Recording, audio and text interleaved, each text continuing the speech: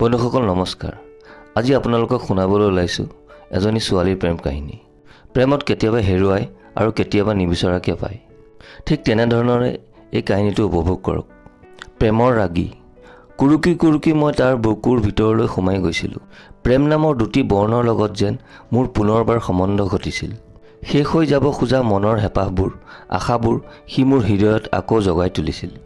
সপোন দেখিবলৈ ভয় কৰা মইজনীক সি আকৌ সপোন দেখিবলৈ শিকাইছিল। মইজনীক মই কৰি জীয়াই তুলিছিল। বন্ধ কৰি থোৱা হৃদয়ৰ খিৰিকীখন সি নিজে খুলি সোমাই আহিছিল। প্ৰৱেশ নিষিদ্ধ বুলি জানিও সি তাৰ প্ৰৱেশৰ পথ মুকলি কৰি লৈছিল। 3 বছৰ প্ৰেম সাগৰত অতিবাহী মই তেতিয়া উচ্চ শিক্ষাৰ বাবে বিশ্ববিদ্যালয়ত নামভৰ্তি কৰিছিলোঁ। মা দেউতাৰ মৰমৰ পৰা আঁতৰি কষ্ট হৈছিল যদিও বেছি কষ্ট দিছিল বৰ্ণৱৰ ব্যৱহাৰে। মই পঢ়ি অহা কলেজখনত সি তেতিয়া নতুনকৈ জইন কৰিছিল। ভাবিছিলোঁ ময়ো মাষ্টাৰ ডিগ্ৰী কৰি একেখন কলেজতে সোমাব পাৰিলে কিমান যে ভাল হ'ব। সপোনৰ পিছত দৌৰি দৌৰি যেতিয়া মোৰ এডমিশ্যন হৈ গৈছিল, খবৰটো মই প্ৰথম তাকেই দিছিলোঁ। কিন্তু মই ভবামতে সি সুখী হোৱা নাছিল। হয় নেকি বুলি কৈ এক নিৰুৎসাহজনক মন্তব্য দি সি ফোনটো কাটি দিছিল। ব্যস্ততাৰ মাজত ময়ো কথাবোৰ সেইকেইদিন গুৰুত্ব দিয়া নাছিলোঁ। লাহে লাহে মন কৰিলোঁ তাৰ যেন ফোন অহাটো মোৰ প্ৰতি গুৰুত্ববোৰ কমি গ'ল। বিশ্ববিদ্যালয়লৈ অহাৰ আগতো তাৰ লগ ধৰিবলৈ সময় নোহোৱা হ'ল। আগতে যিটো ল'ৰাই মোক লগ ধৰিবৰ বাবে নানা পৰিকল্পনা কৰে, এতিয়া মোৰ বাবে তাৰ সময়ৰ অভাৱ হ'ল। ব্যস্ততাৰ ফাঁকি দিয়া হ'ল। ময়ো বুৰ্বকজনীয়ে কথাবোৰ ধৰিব নোৱাৰি হয় বুলি বিশ্বাস কৰি লোৱা হ'লোঁ। দিনটোৰ প্ৰতিটো বেলাতে ফোন কৰা ল'ৰাটোৰ আজিকালি সপ্তাহতো ফোন কৰিবলৈ সময় নোহোৱা হ'ল। তেনেকৈ নতুন ঠাইৰ নতুন মানুহবোৰৰ লগত মই মিলি গ'লোঁ। সি ফোন নকৰিলেও ময়ে কৰোঁ মাজে মাজে। কেতিয়াবা ধৰে, কেতিয়াবা নধৰে। ভুল মোৰ ক'ত হ'ল মই একো ধৰিব নোৱাৰিলোঁ। সুধিলেও একো নকয়। লগৰ কেইজনীৰ লগতো কথাবোৰ লাহে লাহে শ্বেয়াৰ কৰোঁ। ভিন্নজনীৰ ভিন্ন মত। তথাপিও ধৈৰ্য ধৰিলোঁ। যি সময়ত মোক তাৰ বেছি প্ৰয়োজন হৈছিল সেই সময়তে সি মোৰ সংগ ত্যাগ কৰিছিল। ৰাতি ৰাতি চিনিয়ৰৰ পৰা লুকুৱাই গাৰুত মুখখন গুজি মই বহু ৰাতি উচুপিছিলোঁ। কোনেও নুবুজে, কাকো বুজাবও নোৱাৰোঁ সেই দুখৰ অনুভৱ। অপেক্ষা কৰিছিলোঁ মাথো ভাল দিনবোৰ ঘূৰি আহিব বুলি। বিশ্ববিদ্যালয়ৰ নতুন নিয়ম, নতুন নতুন বন্ধু বান্ধৱীৰ মাজতো মোৰ মনটোৱে বাৰে বাৰে তাকে বিচাৰিছিল। সময় পাখি লগা কাঁড়ৰ দৰে। এদিন বন্ধত ঘৰলৈ যাওঁতে দেখিছিলোঁ বৰ্ণৱৰ ঘৰত পেণ্ডেল দিয়া আছে। ৰিক্সাৱালাজনকে মনৰ শুধৰণি মাৰিবলৈ সুধিলোঁ, এওঁলোকৰ ঘৰত কিবা পাতিছে হ'বলা? হয় বাইদেউ, কলেজত যে কৰে ছাৰজনৰ বিয়া। ধৈৰ্য ধৰি আকৌ সুধিলোঁ, কাৰ লগত জানেনে? নাজানো বাইদেউ। ৰিক্সাখনৰ পৰা যেনে তেনে নামি ঘৰ সোমালোঁ। মনত গুজৰি গুমৰি থকা ধুমুহাজাকৰ মাহঁতক খবৰ নিদিয়াকৈ গাটো বেয়া লাগিছে। শুই লওঁ বুলি ৰুমত সোমাই দৰজাৰ খিলিটো মাৰি বহু সময় কান্দিলোঁ। কন্দাৰ মাজতে মাজে মাজে বৰ্ণৱলৈ ফোন লগাওঁ, নধৰে। বহুবাৰ ফোন লগোৱাৰ পিছত এবাৰ সি ৰিচিভ কৰিলে। হেল্ল', ইমান ফোন কৰি আছা যে? এবাৰত নধৰিলে জানিব লাগে মই বিজি আছোঁ বুলি। কথাষাৰে মোৰ হৃদয়ত জ্বলি থকা জুইকুৰা আৰু দপদপাই জ্বলাই তুলিলে। তথাপিও শেষ আশা ত্যাগ নকৰি ধৈৰ্য ধৰি সুধিলোঁ, কিহত বিজি আছিলা? কলেজৰ কামত। কলেজ ৰাতি 8টাতো হয় নেকি? নহয়, কাইলৈ ক্লাছৰ প্ৰিপেয়াৰ কৰি আছিলোঁ। কিন্তু কাইলৈতো কলেজ বন্ধ। ক্লাছৰ প্ৰিপেয়াৰ নে বিয়াৰ? প্ৰশ্নটোত সিও আচৰিত হ'ল। তুমি কেনেকৈ জানিলা? কিছুমান কথা কেতিয়াও লুকাই নাথাকে। এতিয়া মাথো এটা প্ৰশ্নৰ মোক উত্তৰ দিয়া। মোৰ কি ভুল আছিল? তোমাৰ এইটোৱে ভুল আছিল যে তুমি মোক নুসুধাকৈ মাষ্টাৰ ডিগ্ৰী পঢ়িবলৈ গৈছিলা। মইতো কেতিয়াও বিচৰা নাছিলোঁ মোৰ ৱাইফে হায়াৰ ষ্টাডি কৰক। মোতকৈ সদায় মোৰ ৱাইফ তলতে থাকিব লাগিব। তুমি মোতকৈ ওপৰলৈ যাবলৈ চেষ্টা কৰিলা, সেয়ে আজি তোমাৰ এই দশা। লাও সদায় পাতৰ তলতে থাকে। কথাখিনি কৈয়ে সি ফোনটো কাটি দিলে। দুখটোৱে এইবাৰ বেলেগ ফালে গতি লৈছিল। মনলৈ আহিছিল মই যদি ডিগ্ৰীত ফাৰ্ষ্ট ক্লাছ লৈও মাষ্টাৰ ডিগ্ৰী পঢ়িবলৈ নগ'লোহেঁতেন, তেতিয়া মানে মই মোৰ প্ৰিয় মানুহজনৰ লগতেই হয়তো দুদিনৰ পিছত বিয়াত বহিলোঁ হয়। নিজৰ ওপৰতে এইবাৰ ধিক্কাৰ জন্মিল। ইছ, ভালপোৱা মানুহজনৰ মনৰ কথাটো জানিবলৈ মই অলপো চেষ্টা নকৰিলোঁ। আকৌ অলপ পিছতে সি কৈ যোৱা লাও সদায় পাতৰ তলত কথাষাৰে মোক শুলে বিন্ধা দি বিন্ধিলে। মোৰ যেন স্বাভিমানী স্বাধীনপ্ৰিয় মনটোৱে কথাষাৰ হজম কৰিব পৰা নাই। বৰ্ণৱৰ নাম্বাৰটো ডিলিট কৰি দিলোঁ। নালাগে মোক এনেকুৱা পুৰুষ যি নাৰীৰ বাবে এনে চিন্তা, এনে মানসিকতা ৰাখে। গুচি আহিলোঁ আকৌ বিশ্ববিদ্যালয়লৈ। ঘৰত মনটো স্থিৰ কৰিব নোৱাৰিলোঁ। ভাবিছিলোঁ হোষ্টেলৰ লগৰ কেইজনী পালে মনটো ভাল লাগিব। পিছে নাই, বৰ্ণৱৰ শেষৰ কথা কেইষাৰে তেতিয়াও মোৰ কাণত বাজি থাকিল। ল'ৰাবোৰক চকু পাৰি দেখিব নোৱাৰা হ'লোঁ। বন্ধু হিচাপে থকাকেইটাৰ বেলেগ কথা, প্ৰেমৰ প্ৰস্তাৱ দিয়াকেইটাৰ প্ৰতি কিবা এক ঘৃণাৰে মনটো ভৰি পৰিল। বিশ্ববিদ্যালয়ৰ প্ৰথম ক্লাছৰ দিনাই চিনাকি হোৱা কাব্য এতিয়া সেই ঘৃণাৰ পাত্ৰ হৈ পৰিল মোৰ চকুত। বৰ্ণৱৰ পৰা পাই থকা ৰুক্ষতাৰ মাজতেই সি মোক এদিন প্ৰেমৰ প্ৰস্তাৱ দিছিল।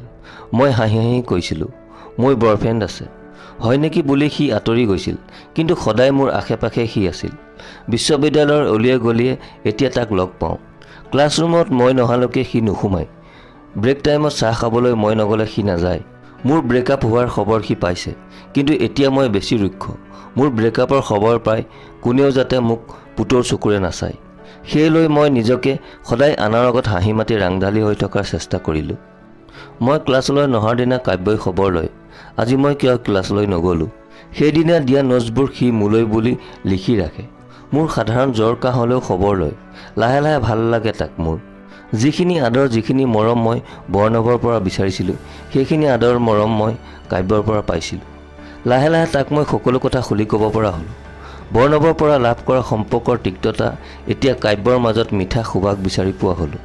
কিন্তু হৃদয়ে গ্ৰহণ কৰিলেও বিবেকে আকৌ মনত পেলাই দিয়ে, লাও সদায় পাতৰ তলত। বৰ্ণৱৰ কথা তাক খুলি ক'ব পৰা হ'লোঁ। মোক কেতিয়া কি বস্তু দৰকাৰ হ'ব তাৰ সি হিচাপ ৰখা হ'ল, কিন্তু সি কোনো দিনে মোক আকৌ সেইষাৰ কথা নুসুধা হ'ল। কিন্তু মই বিচাৰিছিলোঁ এতিয়া মনে প্ৰাণে সি মোক আকৌ সেইষাৰ কথা কওক। বিশ্ববিদ্যালয়ত এতিয়া কাব্য আৰু সীমান্তিকাক চিনি নোপোৱা মানুহ নাই। সকলোৰে মুখত আমাৰ নাম, কিন্তু প্ৰকৃততে আমিয়ে নাজানো আমাৰ সম্পৰ্কটোৰ নাম কি। বিশ্ববিদ্যালয়ৰ প্ৰতিটো অনুষ্ঠান আমি একেলগে উপভোগ কৰোঁ। মই নগ'লে সি নাহে, সি নাহিলে মই নাযাওঁ। প্ৰকৃততে অকলে চোৱাত সেই মাদকতা নাই, যিটো আমি ইজনে সিজনৰ সংগত অনুভৱ কৰোঁ। আমি দুয়োটাই ইটোৱে সিটোক তই বুলি সম্বোধন কৰা হ'লোঁ। মানুহে সেয়ে বুজিবলৈ টান পায় আমাৰ সম্পৰ্কৰ নামটো। মই নাটক কৰি ভালপোৱা ছোৱালী, সৰুৰে পৰাই কৰিছিলোঁ। বৰ্ণৱৰ লগতো প্ৰেম মোৰ সেই নাটকৰ যোগেদিয়ে হৈছিল। বিশ্ববিদ্যালয়তো মই নাটক কৰাৰ সুবিধা লাভ কৰিছিলোঁ, কিন্তু বৰ্ণৱে নাটক কৰোঁতে মোৰ আশে পাশে থকাৰ দৰে কাব্য মোৰ ওচৰত নাছিল। কিন্তু নাটক চাবলৈ সি আহিছিল আৰু মোৰো অভিনয়ৰ প্ৰশংসা কৰিছিল। ভাল লাগিছিল মোৰ। তাৰ এষাৰি প্ৰশংসাৰ কথাই মোক আৰু উৎসাহিত কৰি তুলিছিল। উজাগৰি নিশা সি মোক শুনাই তাৰ অৰ্গেনত বিভিন্ন গানৰ সুৰ। মই ব্যাকুল হৈ পৰোঁ, তাক যেন এতিয়াই ক'ম মই তোক ভাল পাওঁ কাব্য, কিন্তু ক'ব নোৱাৰোঁ। লজ্জা নামৰ আৱৰণটোৱে মোক ঢাকি ধৰে।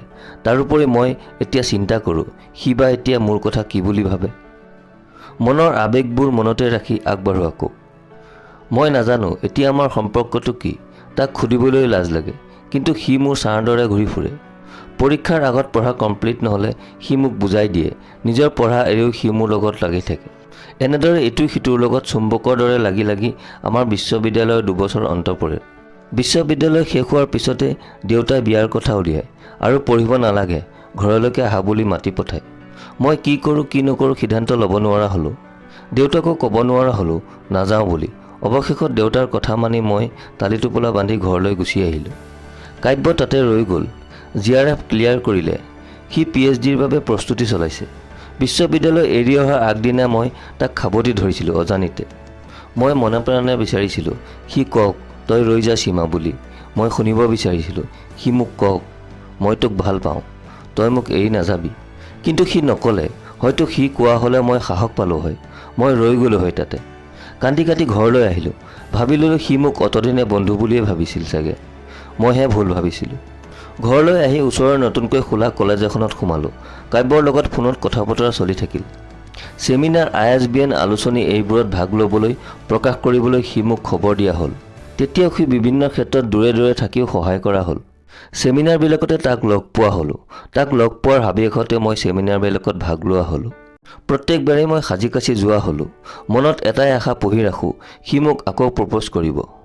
কেতিয়াবা ভাবোঁ ময়ে কৈ দিওঁ নেকি, কিন্তু ৰৈ যাওঁ, নোৱাৰোঁ ক'ব। 2-1 বিয়াৰ বাবে ল'ৰাৰ খবৰো অহা হ'ল। মই বিভিন্ন অজুহাত দেখুৱাই কথাবোৰ নাকচ কৰিলোঁ। কাব্যক কওঁ কথাবোৰ, হয় নেকি বুলি কোৱাৰ বাহিৰে সি একো নকয়। বিয়া হ বুলিও নকয়, নহবি বুলিও নকয়। কাব্যৰ ৰিচাৰ্চৰ কাম আৰম্ভ হৈছিল। তাৰ উৎসাহতে ময়ো পিছৰ বছৰ এণ্ট্ৰেঞ্চ দিলোঁ। পাছো কৰিলোঁ। আকৌ 6 মাহৰ কোৰ্ছৱৰ্কৰ বাবে মই বিশ্ববিদ্যালয় পালোঁগৈ। সেই 6 মাহ মই আকৌ তাৰ সংগ উপভোগ কৰিলোঁ। আকৌ সেইদিন উভতি আহিল। বহু কলেজত কাব্যই ইণ্টাৰভিউ দিছে, কিন্তু এতিয়ালৈকে হ'লে পোৱা নাই। ময়ো ছমহীয়া কৰ্চটো কমপ্লিট কৰি ৰিচাৰ্জৰ কাম আৰম্ভ কৰিলোঁ। মাজে মাজে হতাশ হওঁ, সি মোক উৎসাহ দিয়ে।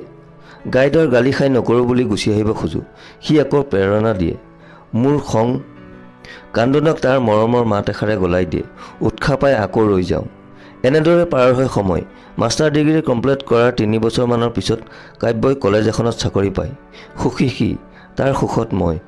খবৰটো দিবলৈ সি মোৰ ওচৰলৈ দৌৰি আহে। মই তেতিয়া বিশ্ববিদ্যালয়ৰ গেটৰ সন্মুখত। ফুটপাথত বিক্ৰী কৰি থকা আলোচনী কিনাত মই ব্যস্ত। সীমা, মই চাকৰিটো পালোঁ, কৈয়ে সি মোক দাঙি ঘূৰাই দিলে। লাজ লাগিল মোৰ। সকলোৰে চকু তেতিয়া আমাৰ দুটাৰ ওপৰত। হোৱাৰে কথা, কোনেনো ৰাস্তাত এনে দৃশ্য উপভোগ কৰিবলৈ পায় স্বচক্ষুৰে। হ'ব দে, মোক আগতে নমাচোন, নমাই দিলে মোক সি। মই আশে পাশে মানুহবোৰলৈ চাওঁ। ভালেই লাগিছে নে লাজেই লাগিছে মই ঠিক ধৰিব পৰা নাই। তোক মই বহুত ভাল পাওঁ সীমা। তই যদি ভাব মোৰ কথা, তেন্তে মই তোক বিয়া কৰাব খোজোঁ। হবিনে ক? অতদিনে এইষাৰ কথা শুনিবলৈকৈতো মই ৰৈ আছিলোঁ। কিয় কোৱা নাছিলি? অতদিনে তোক বিয়া পাতিব পৰাকৈ মোৰ এই চাকৰিটো নাছিল যে। সেই সময়ত কোনে চাইছে কোনে নাই চোৱা মোৰ ভাবিবলৈ সময় নাই। তাক মই আঁকোৱালি ল'লোঁ। সেই দিনটোৰ সেই সুখকণ মই আজিলৈকে ধৰি ৰাখিছোঁ। ধৰি ৰাখিবলৈ কাব্যই মোক সুবিধা কৰি দিছে। মোৰ সপোনবোৰত সি পাখি লগাই দিছে। মোৰ ভালপোৱাবোৰক ধৰি ৰাখিবলৈ মোৰ হৃদয়খন সি নভঙাকৈ ধৰি ৰাখিছে। স্বাধীন চিতিয়া মইজনীক চিলাৰ দৰে উৰিবলৈ সি শিকাইছে। আৰু মইজনীক মই কৰি সি পৰম প্ৰত্যয়েৰে আৱৰি ৰাখিছে। বিয়া হৈ যোৱাৰ পিছতো সি মোক মোৰ মতে জীয়াই থাকিবলৈ দিছে। বৰ্ণৱৰ লাও সদায় পাতৰ তলত কথাষাৰ মোক আজিকালি কাব্যই নতুনকৈ দৃষ্টিপাত কৰিবলৈ শিকাইছে। যিদৰে লাও গছজোপা পাত অবিহনে অসম্পূৰ্ণ, সেইদৰে গছজোপাৰো মূল্য লাওটোহে। দুয়োটাৰে স্থান নিজৰ নিজৰ, এটাক এৰি আনটো অসম্পূৰ্ণ। কাব্যই বুকুৰ মাজত সীমান্তিকা আজি সোমাই পৰিছে মৰমৰ গভীৰতাৰে। ৰাগী লাগিছে তাইৰ, প্ৰেমৰ ৰাগী। বন্ধুসকল, আজিৰ কাহিনীটি ইমানেই। বন্ধুসকল, আজি কাহিনীটো শুনি কেনে পালে কমেণ্ট কৰি নিশ্চয় জনাব।